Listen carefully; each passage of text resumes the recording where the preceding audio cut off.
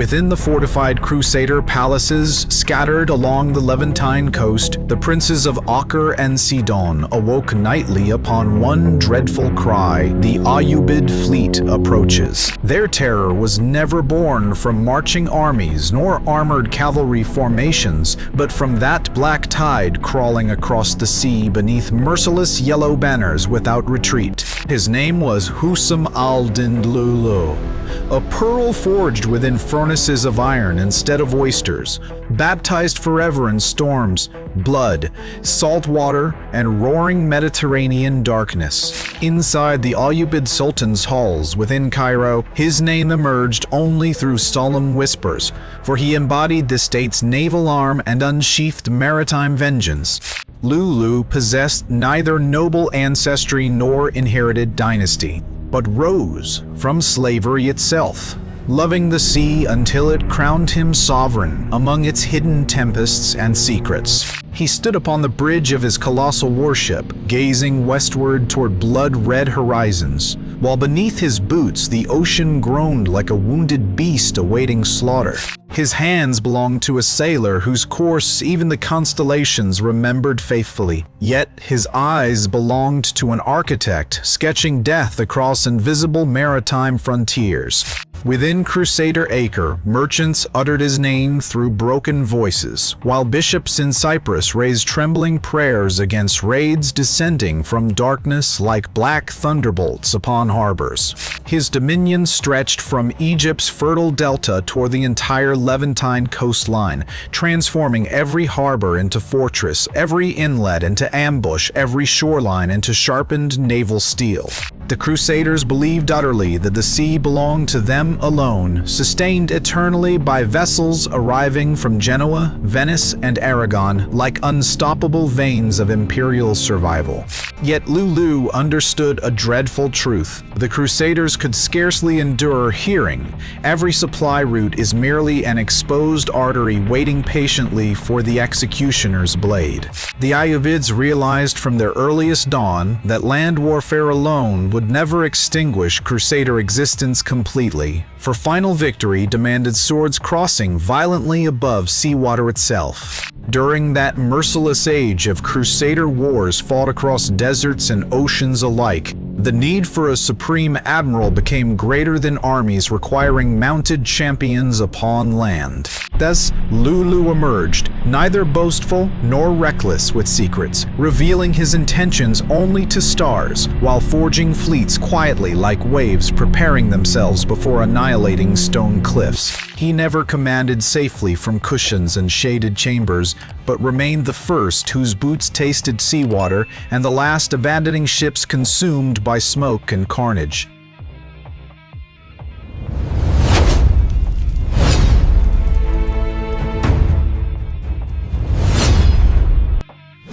Decades before Acre's final collapse in 1291, a hidden war already raged silently between Ayyubid Egypt and Crusader kingdoms across waters neglected by chroniclers and historians.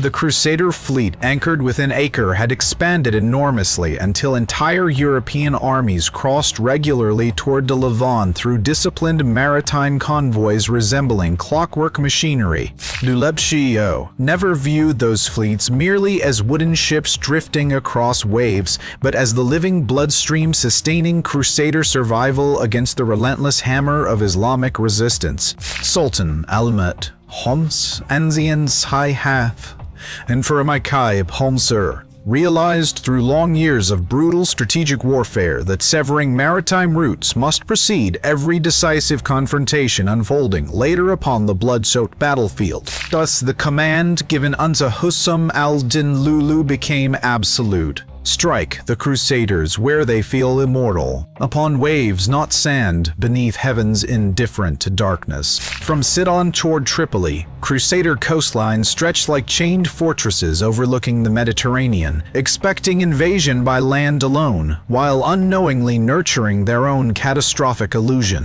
The Ayyubid fleet gathered secretly inside Egyptian ports, where ships were armed, provisioned, and manned far beyond the wandering eyes of Crusader spies lurking throughout marketplaces. Lulu's armada emerged diverse within composition, enormous galleys wielding countless oars for frontal engagements, alongside swift raiding craft striking suddenly before vanishing like lightning across black waters. To the Ayyubids, the sea never represented a natural barrier separating worlds, but a weapon demanding manipulation exactly like cavalry within brutal continental warfare and battlefield deception. Within fragmented historical archives and the writings of al-Makrizi and Ibn Abd al-Zahir, naval operations emerge carrying unmistakable marks of disciplined tactical brilliance rather than chaotic improvisation. Lulu's assaults followed one terrifying pattern relentlessly: sail beneath darkness, strike beside dawn, seize prisoners and treasure, then disappear before enemy fleets awaken fully for pursuit. Sometimes the spoils were carried away triumphantly, while elsewhere everything unusable burned mercilessly, forcing enemies to swallow devastation twice beneath the same choking clouds of ash. Inside this forgotten, silent naval war, Lulu forged a reputation deadlier than military strength itself, planting permanent dread deep inside Crusader hearts and those of their allies. The ports of Ayla and Adhab within the Red Sea became targets for Reynolds' ambitions, threatening pilgrimage routes and sacred territories through endless provocation and maritime aggression. Lulu watched this maritime threat through piercing eyes, understanding fully that crushing Reynolds' fleet meant safeguarding Islam's holy sanctuaries and severing the armed threatening civilization's sacred heart. In the year 1183, Lulu ordered the Great Campaign while Crusader commanders slumbered beneath arrogant certainty that the Red Sea belonged exclusively to their dominion forevermore. The Ayyubid fleet moved during nightfall, exactly like shadows gliding silently across water, extinguishing torches completely while feeding itself upon darkness, silence, and invisible disciplined terror. Lulu understood perfectly that distance between Egyptian shores and enemy strongholds within the Red Sea could destroy surprise entirely if even whispers escaped before departure commenced. The fleet carved through roaring waters within a crescent formation, right flank advancing slightly ahead, while Lulu stood centrally, like sculpture carved by storms and endless invasions. During those final moments before dawn, when exhausted guards sink deepest into vulnerable sleep, invaders stationed near Rabbing Aqaba witnessed horror freezing blood within their veins. One black sail appeared, then two, then 10, then countless others until the sea transformed suddenly from peaceful blue emptiness into forests of weapons and banners. The war drum thundered across Lulu's flagship, joined instantly by every sailor and warrior within the fleet, creating vibrations resembling earthquakes beneath the ocean rather than human battle cries. Landing vessels separated swiftly before heavier ships even reached harbor, carrying warriors trained personally by Lulu to transform instantly from hardened sailors into ruthless infantry killers. The Ayyubids stormed ashore, tightening armor beneath gray pre-dawn skies, while enemy forces still wandered through stunned confusion caused by the overwhelming surprise assault from seaward darkness. The enemy ships burned first. Anchored vessels erupted beneath towers of flame, denying resistance or escape, while black smoke climbed heavenward like prophetic omens written across eternity. Lulu never desired merely repelling invasions from sacred waters. He sought something far greater, a devastating message declaring the Red Sea forever forbidden against desecration or intrusion. The Ayyubids seized immense spoils from battle alongside valuable captives, weapons, and equipment, once prepared for destroying Muslim frontiers before everything vanished into Ayyubid imperial treasuries afterward. The terror planted by this legendary campaign wounded Crusader morale far deeper than material losses themselves, transforming Reynolds' ambitions into nightmares haunted endlessly by their own shadows. Meanwhile, raids across Crusader Levantine coastlines operated alongside coordinated Ayyubid land offensives, forming a gigantic military pincer squeezing enemies simultaneously from earth and surrounding waters. Within Lulu's grasp, the sea transformed completely from defensive trench protecting enemies into a highway guiding Egyptian warriors directly toward the very heartlands of Crusader dominion and commerce. In mighty Acre itself, merchants and soldiers began studying horizons before fortress walls, and this psychological reversal alone represented strategic triumph beyond the value of gold or kingdoms. Every successful naval raid strengthened Lulu's legend further, until reputation itself became another fleet sailing before him, terrifying enemies long before warships ever pierced surrounding waters. He cared nothing for applause nor demanded heroic titles, and this rare quality, silence during victory, decisiveness during action, separates authentic commanders from theatrical performers seeking glory. Within the Sultan's fortified citadel atop Mount Nuqatam, Lulu's name emerged constantly whenever strategy turned toward the Levantine coastline, for he embodied the empire's maritime intellect and spearhead. The Sultan understood fully that no terrestrial siege could destroy Acre while uninterrupted fleets continued nourishing its resistance, making Lulu's mission an existential necessity rather than military luxury alone.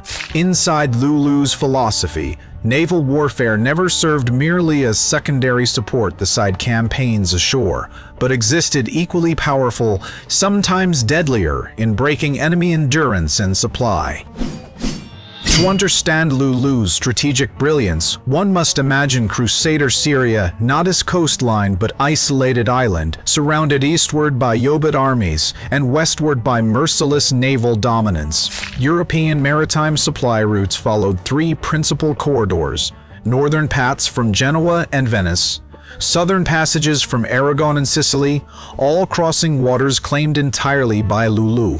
The Ayyubid Admiral tracked European fleet movements through hidden networks spread across ports, where Muslim merchants quietly transmitted sailing schedules, cargo manifests, and strategic intelligence reports. These intelligence reports reached Lulu before supply vessels approached visual range, allowing interception squadrons to await them silently, like executioners ambushing royal messengers beside forgotten roads. In the Ayyubid system, naval plunder represented more than wealth-enriching imperial treasuries. It became a message warning Europe that passage toward the Levant was no longer guaranteed. When costs rise and danger multiplies endlessly, enthusiasm for dispatching reinforcements inevitably weakens, and once supplies diminish, distant Crusader fortresses slowly begin starving from within themselves. Lulu understood military psychology instinctively and profoundly. Accumulated terror spreading gradually across years destroys civilizations more effectively than singular catastrophes fading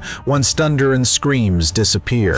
Yet he never relied upon psychological warfare alone, instead presenting undeniable physical proof of enemy helplessness through displayed captives, burning ships, and confiscated cargoes impossible to dispute afterward.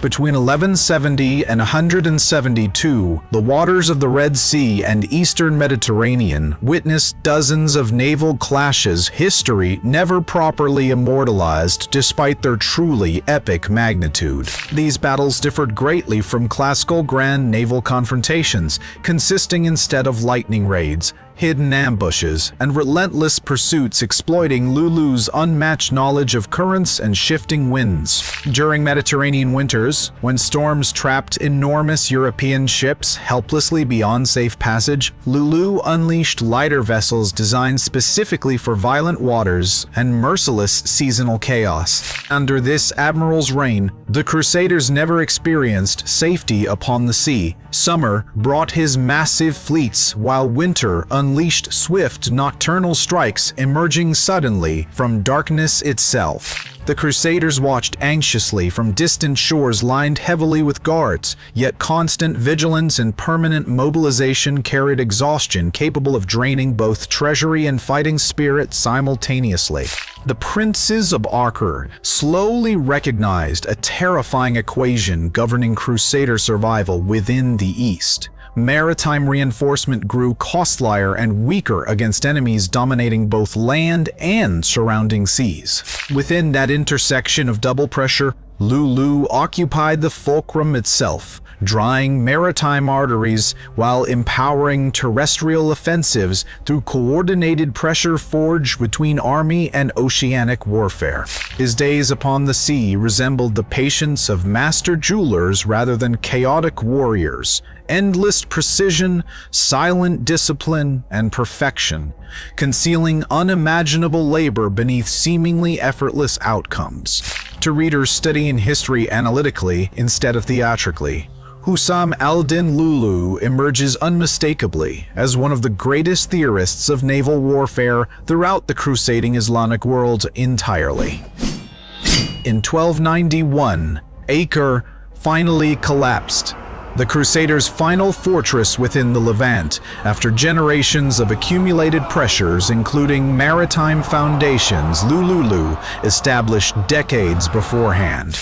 Acre never fell solely because Sultan al-Ashraf Khalil's armies dominated the battlefield ashore, but because the sea itself no longer delivered sustaining blood required for enduring resistance. The final terrestrial siege proved catastrophic for both sides alike, yet behind Acre's walls, the Crusaders understood European reinforcements arrived weakened, delayed, and uncertain across haunted maritime routes.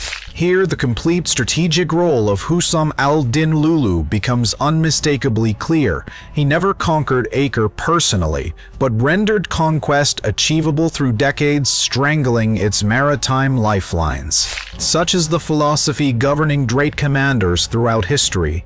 The greatest warrior is not always whoever strikes finally, but whoever prepares victories drowned long before decisive battle erupts. On that morning, when Muslim banners finally rose above Acre's shattered walls, part of triumph belonged equally to the sea and the Admiral commanding its terrible machinery. Lulu's reputation spread throughout the Mediterranean from Marseille toward Genoa itself, while commercial Italian republics preserved brief records revealing fears European pride struggled desperately to acknowledge openly. Within historical memory, Lulu stands beside commanders forging bridges between victories themselves, from Salah al-Din's triumph at Hattin toward al-Ashraf Khalil's final annihilation of Crusader resistance. The naval doctrine extracted today from Lulu's actions rather than speeches rests upon three eternal principles: surprise, attrition, and severing enemy supply lines before endurance becomes impossible entirely. It is no coincidence those same principles remain taught today within naval academies stretching from the Red Sea toward Pacific coastlines, because authentic doctrines neither decay nor disappear permanently. The Ayyubid naval warfare embodied by Lulu represented an early model of asymmetric conflict, a force lacking larger fleets yet compensating through intelligence, initiative, and terrifying operational speed. That model would repeat itself across centuries of Islamic naval warfare. Khair al-Din Barbarossa within the Mediterranean, Piri Reis across the Red Sea, and Ali Bey throughout Indian waters.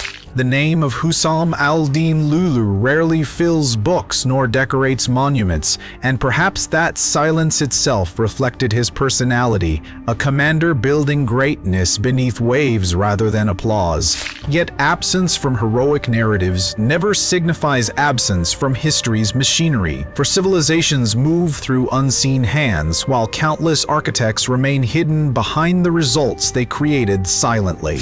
Anyone studying Crusader warfare carefully understands the sea remained simultaneously silent and deafening, silent within official chronicles, deafening within records of losses and Crusader lamentations afterward. That terrible distance separating written history from lived history conceals figures like Lulu beneath oblivion's curtain, demanding that we today finally restore the sea's forgotten secrets and memory. Ultimately, history never belongs exclusively to those manufacturing noise and spectacle, but equally to those forging results silently, like oceans resting calmly before catastrophic storms consuming everything alive. Husam al-Din Lulu, the undefeated admiral who transformed the sea itself into weaponized strategy before cavalry charged ashore, remains eternal proof explaining how empires truly perish. Empires never collapse within single moments of thunderous destruction, but bleed slowly across years, often destroyed by one solitary figure staring toward invisible horizons from midnight ship bridges.